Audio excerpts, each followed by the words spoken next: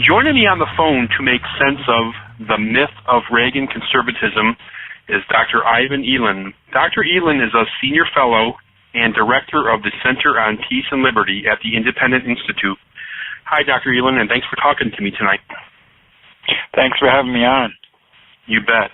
Well, several years ago, I went ahead and looked at some of the numbers that came out concerning the Reagan presidency, which later resulted in a blog post that I titled The Myth of Reagan Conservatism. This was on a different website, not the Global Dispatch, but I was thoroughly blasted from commenters.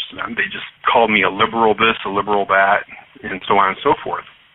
And last week, I realized that, I cannot watch certain cable news programs without someone exalting the man, including people like Chris Matthews. Turn on conservative talk radio from Michael Medved to Sean Hannity, and Reagan is consistently held as the conservative to emulate. Dr. Eland, you've studied the U.S. presidents, including President Reagan.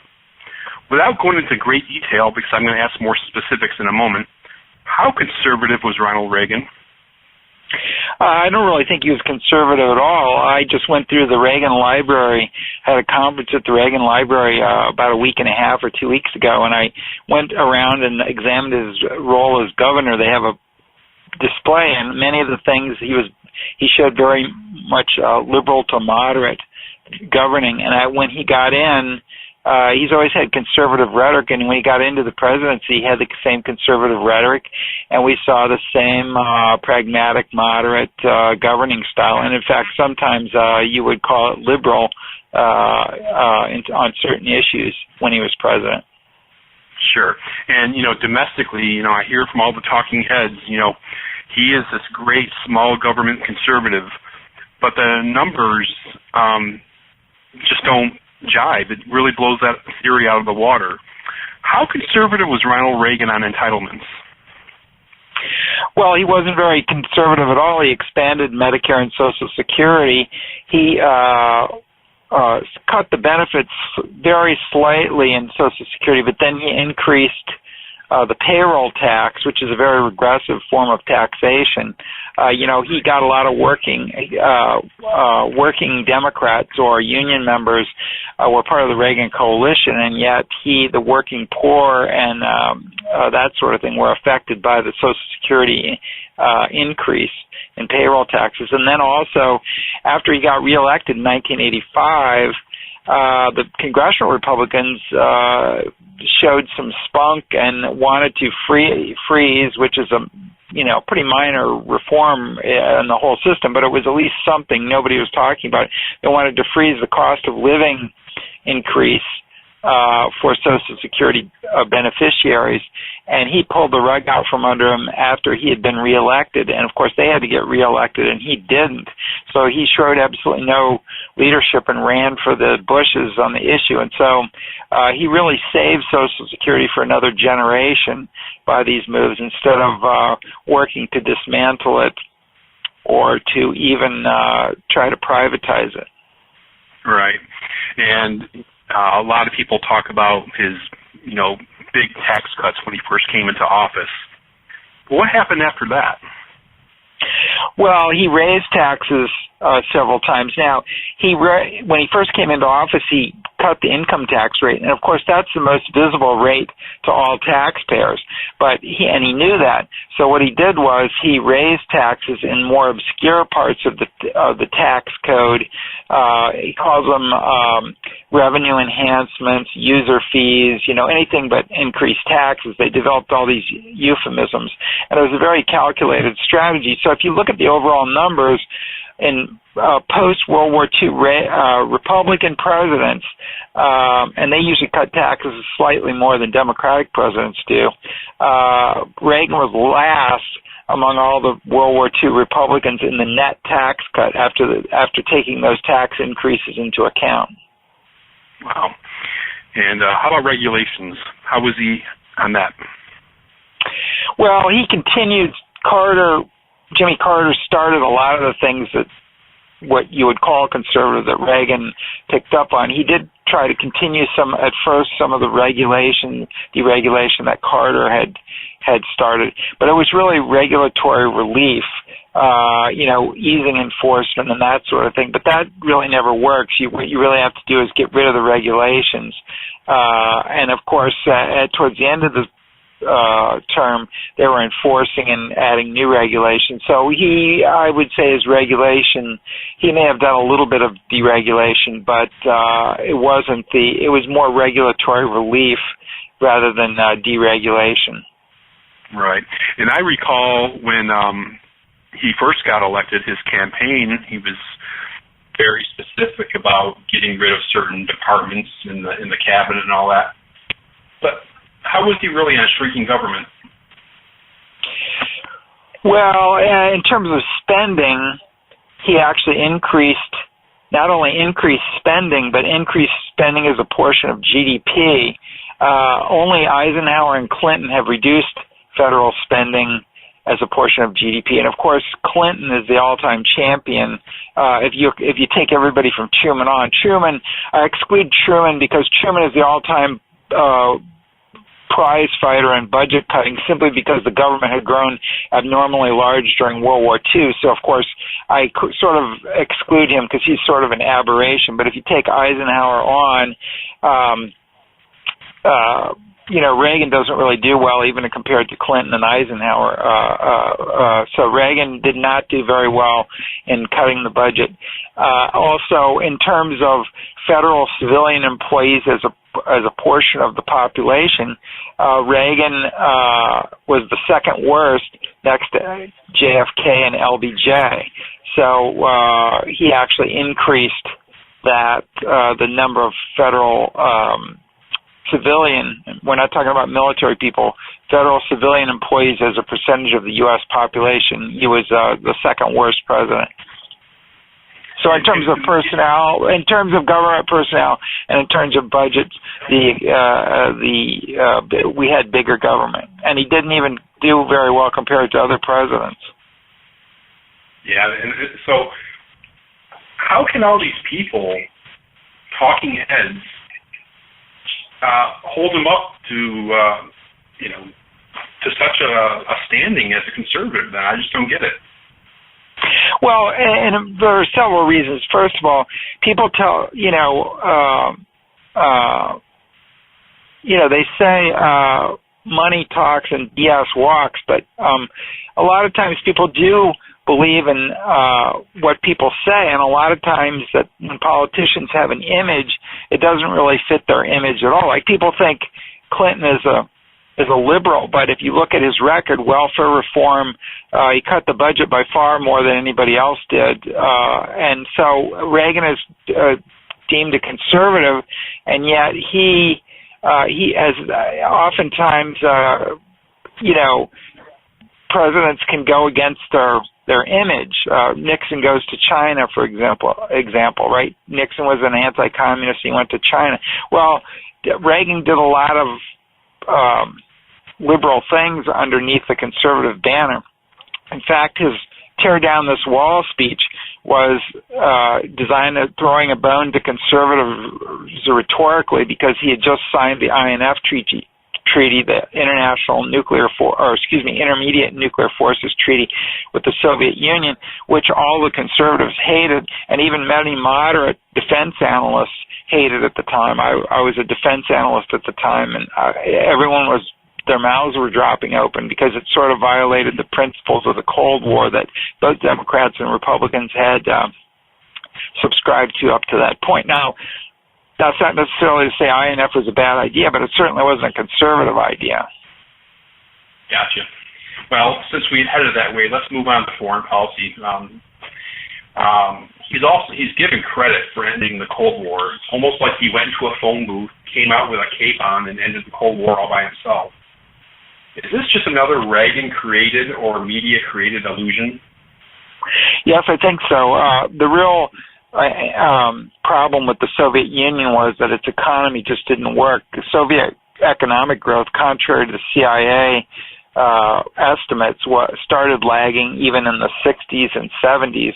And of course, people think of the Soviet Union and they don't think of oil wells, but in fact,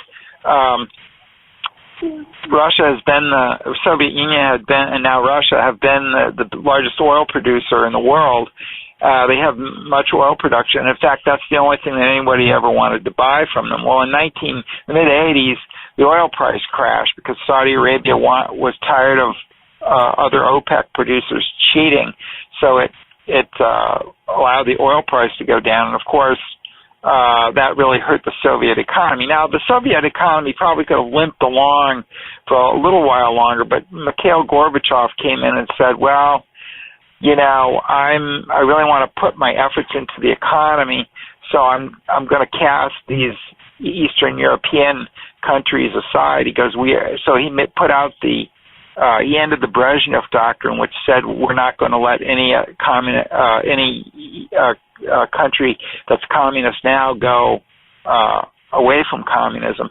And so Gorbachev simply told the Eastern European communist leaders, hey, we're not going to support you militarily anymore. And of course, none of those regimes had legitimacy because they were communists. So of course they all fell down, and that's when the Cold War ended. And really, Ronald Reagan had increased the defense budget a bit, and he probably put some added pressure on Gorbachev. But I think, you know, the Cold War had been from Truman on, and so all those presidents, if you're going to give Reagan credit, you know, and you can really say the Cold War only ended in 1991, which was 3 years into when the Soviet Union fell, instead of 1989 when the Berlin Wall fell.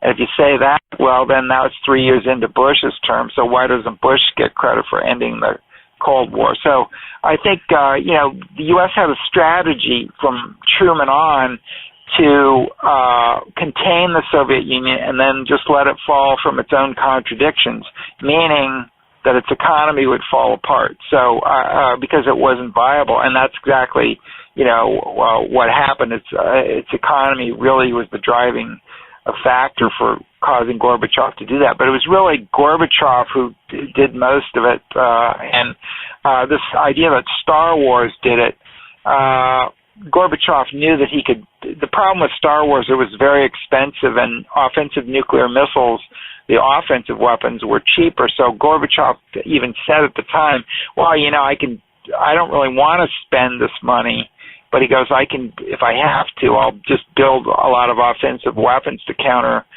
Star Wars. So Star Wars was very destabilizing in the nuclear context. And one of the things that, you know, you can reduce arms, and Ronald Reagan was trying to reduce nuclear arms almost to the point of naivete. He wanted to get rid of all nuclear weapons at Reykjavik, and they almost agreed to do it with the Soviet Union.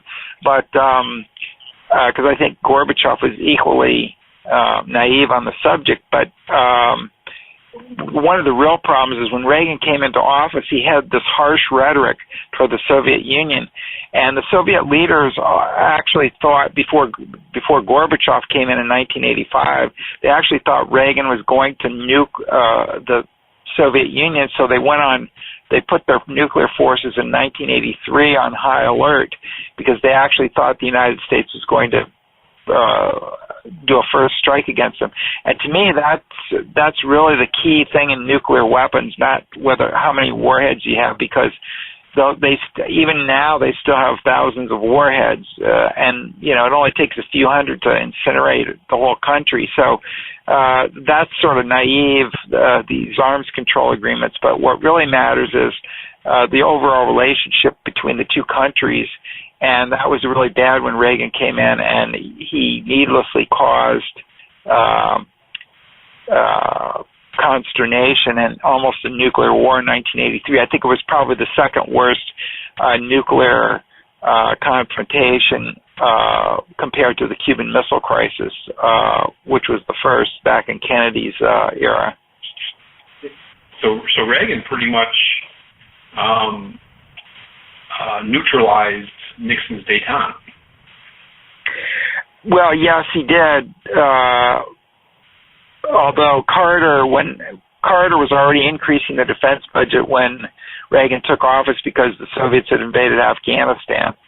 So, and Carter wanted to give the Soviets another Vietnam. His advisor Zbigniew Brzezinski wanted to do that. But when Reagan came in, he really went whole hog on the Afghanistan thing and ended up, I would say both Carter and Reagan helped create Al-Qaeda by beefing up those fundamentalists, because that's where Al-Qaeda came from, was the Mujahideen jihadists, warriors in Afghanistan. But yes, he did, at least rhetorically he did, and then later on he tried to reduce nuclear weapons.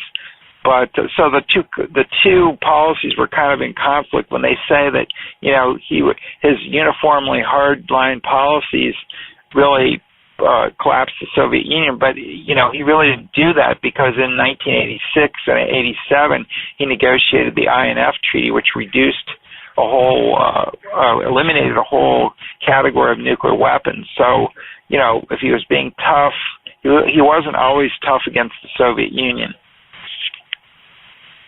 Yeah, I recall that very vividly, actually. Many, again, I'm going back to the talking heads on TV and radio, they really love to hold up his foreign policy, even though, in my opinion, many of these commentators clearly have a more neoconservative bent than Reagan ever did. And in my opinion, Reagan had a much more measured foreign policy than, say, the Bushes, the Clintons, or what we have now, Obama. Am I wrong? No, that's certainly true. After the Cold War was over, George W. Bush and Clinton, and even to some extent the elder Bush, there was no enemy left because the Soviet Union had fallen apart, and there was no superpower to constrain the U.S. And of course, Clinton and G.W. Bush in particular have gone whole hog on the interventions. I would even argue that Obama has done the same thing. So, but I think Reagan did amp up the interventionism, started back up the upward slope, because after Vietnam, Ford and Carter had almost no interventions during their administrations. And then Reagan, he picked on small countries like Libya and Grenada, and he got involved in the Beirut debacle where the Marine Corps barracks was blown up, and of course that's what originally gave Bin Laden the idea that he could make the U.S. get out of places by doing terrorist acts. And so Reagan did have a few interventions, and most of them were small countries that although also in the case of Libya was launching some terrorist attacks, but it was primarily against Europeans. And of course, when Reagan started attacking him, he started attacking Americans, and that led ultimately to the Pan Am 108 disaster over Lockerbie. I think one of the big problems with Reagan's foreign policy was the Iran-Contra affair, and to me it was the worst political scandal in U.S. history, even over Watergate. And the reason I say that is because they deliberately ran the secret war in contravention of congressional policy, and they weren't supposed to be spending any money on it. The Congress had forbade them from pumping more money into Nicaragua, to the Nicaraguan Contras who were fighting the Sandinistas. But they did it anyway in violation of Congress's main power under the Constitution, the appropriations power. If Congress says you can't do something and cuts off the money, you're not supposed to do it. And of course, not only did they do that, but they to get the money to do that, they sold arms to Iran, which had their allies Hezbollah and Lebanon had kidnapped all these Americans, and what they really did was they paid money to the Iran. They sold these weapons to Iran to get the hostages out, even after Iran exhibited bad faith in doing that. And then, of course, Hezbollah, knowing that the Reagan really wanted these hostages out, kidnap more hostages. And so then they took these profits, they violated the Arms Export Control Act, which is a criminal statute, by selling arms to Iran, and then they transferred the money illegally to the Contras in violation of the congressional prohibition. And so it went right to the heart of the checks and balances system of the Constitution. So I think it was probably worse than Nixon's Watergate. Okay, well, I guess you pretty much answered my next question. I am running out of time, so I mean, clearly the Iran-Contra affair was illegal, unconstitutional. So my question for you is, should Ronald Reagan have been impeached for this?